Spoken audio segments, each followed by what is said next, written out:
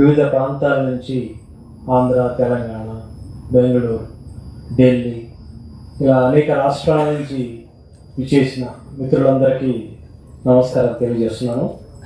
ఈ వేదిక ముందున్న పెద్దలకు అందరికీ నమస్కారం. కీలక ఉపన్యాసం ఉంది, వారికి మనం సమయం ఇద్దాం. కానీ 2 మాటలు మీకు ప్రస్తావిస్తాను. మరలా నా సాహిత్యోపన్యాసం తర్వాత ఉంది కాబట్టి అప్పుడు నేను మాట్లాడతాను.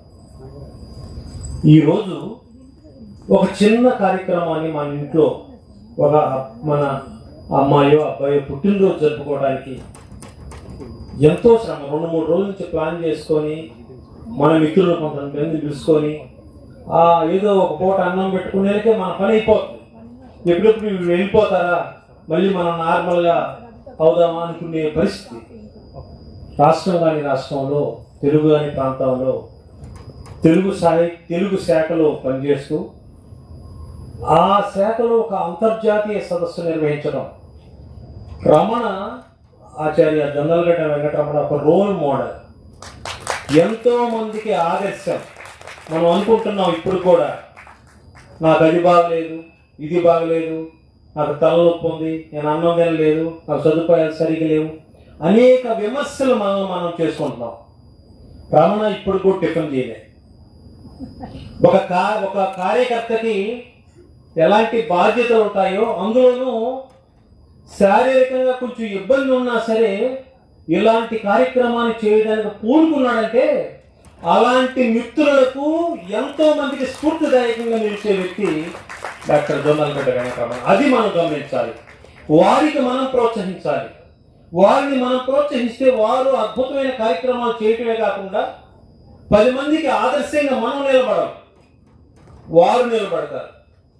ఈ మదురైలో ఇంతమంది మనం ఒక వేదిక మీద రావడానికి, వేదిక మీద తీసుకురావడానికి వనరులు తక్కువ, ఆర్థిక వనరులు తక్కువ, జనం తక్కువ, అనేక సమస్యలు ఉన్నాయి. వచ్చిన అతిథుల్ని 3 ప్రాంతాల్లో అకామిడేషన్ చేయటం అయింది. ఇక్కడ ఊరికి దూరంగా ఉన్నాం. చెన్నై లాంటి ప్రదేశంలో అయితే ఎక్కడో చోట తిని వస్తారు. అనేక ఇబ్బందులు ఉన్నాయి. అన్నిటిని కూడా సాధ్యమైనంత వరకు మన వారు వస్తున్నారని చెప్పేసి అని ఏర్పాటు చేసిన మిత్రులు రమణ గారికి ప్రత్యేకంగా ధన్యవాదాలు తెలియజేస్తున్నాను. విశ్వర్షి గారి గురించి ఒక మాట.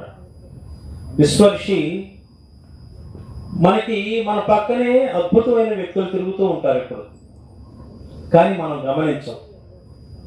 ఎవరో మనకి చెబితే కానీ, మనం అనుభవపూర్వకంగా తెలుసుకుంటే కానీ అప్పుడు వారి గొప్పతనం అవునా అని మన చుట్టుపక్కలే ఉన్నారే అనుకుంటాం. వారి సాహిత్యాన్ని మనం పరిశీలిస్తే ఆధునిక మానవునికి ఆర్థికంగా బాగానే నిలబడ్డాడు, శారీరకంగా కొంచెం పర్వాలేదు, మానసికంగా 0.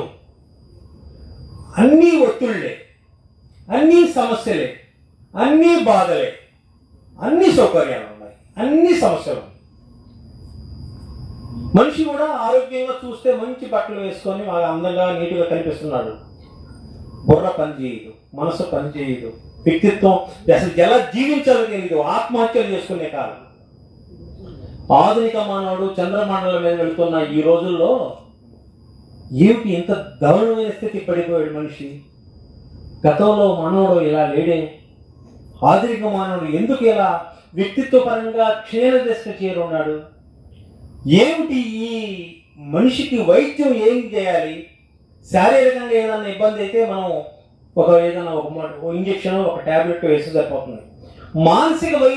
ఈ మానసిక రోగానికి ఏం వైద్యం చేయాలి? దానికి డాక్టర్లు అవసరం, సామాజిక మానసిక శాస్త్రవేత్త అవసరం. అలాంటి మానసిక శాస్త్రవేత్త విశ్వర్షి ఆశీర్వాదం. వారి రచనలన్నీ కూడా నేటి ఆధునిక మానవునికి వైద్యం టాబ్లెట్లు, ఇంజక్షన్ లాంటివి. మన వ్యక్తిత్వాన్ని ఎలా పెంచుకోవాలి, నేటి సమాజంలో మనం మనుగడ సాగించాలంటే ఏం చేయాలి, ఇలాంటి అనేక అంశాలు వారి రచనలు ఉన్నాయి. వారి రచనలన్నీ కూడా మన పత్ర సమర్పించేది అందరూ వింటాం కాబట్టి ఇంకా మనం మాట్లాడుకోవాల్సిన చాలా ఉంది. మన మిత్రులు ఇంకా ఆలస్యంగా వచ్చి వివిధ ప్రాంతాల్లో ఉన్నారు, ఇంకా రావాల్సి ఉంది. ఇక్కడికి వస్తారు, అందరూ వస్తారు. మన కార్యక్రమం నిర్వహించుకుంటా ఉన్నాం. ఇలాంటి చక్కని కార్యక్రమాన్ని ఏర్పాటు చేసి నన్ను కూడా ఈ కార్యక్రమంలో భాగస్వామ్యం చేసినందుకు నిర్వాహకులకు, మధురై కమల విశ్వవిద్యాలయం తెలుగు శాఖ అధ్యక్షుడు రమణ గారికి, వారి మిత్ర బృందం శిష్యులకి, వారి మిత్ర బృందానికి, విశ్వర్షి వాసిలి కుటుంబం, రమణ గారు ఎంత దూరం నుంచి వచ్చారో. వారు ఒక నిబద్ధత కలిగిన వ్యక్తి, ప్రతి సమయాన్ని కూడా ఎంతో సద్వినియోగం చేసుకుంటున్న వ్యక్తి. మనం సాహిత్యంలో ఉండే వారికి మన తీరు వేరు, సాంకేతిక రంగంలో వివిధ విభాగాల్లో పనిచేసేవారు వేరు. అలాంటి వారు మన కోసం వెచ్చించి అంత దూరం నుంచి మనకి ఈరోజు మధురై ఈ ప్రాంతానికి రావటం అంటే చాలా గొప్ప విషయం. విశ్వర్షి వాసిలి గారి సోదరులు వారు రమణ గారు కుటుంబ సమేతంగా విచ్చేశారు. అంతేకాకుండా ఈ కార్యక్రమంలో మంచి పత్ర సమర్పణ చేసిన వారికి, ఉత్తమ వ్యాసానికి, మంచి సమర్పణకి బహుమతులు ప్రకటించారు. ఎంత సహృదయులు, వారికి అభినందనలు తెలియజేస్తున్నాను. ఈ అవకాశం ఇచ్చిన పెద్దలందరికీ నమస్కారం, ధన్యవాదాలు. Thank you.